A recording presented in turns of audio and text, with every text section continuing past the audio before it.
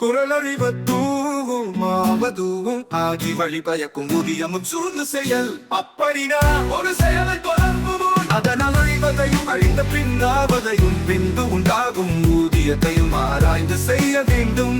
தெரிந்த இனத்தொரு தேர்ந்தன் நீ செய்வார் கரும்பொருள் யாதொன்றுமில் அப்படினா ஆராய்ந்து சேர்ந்த இனத்துடன் செயலை பற்றி நன்றாக தேர்ந்து தாமொரும் எண்ணி பார்த்து செய்கின்றவர்க்கு அரிய பொருள் ஒன்றும் இல்லை.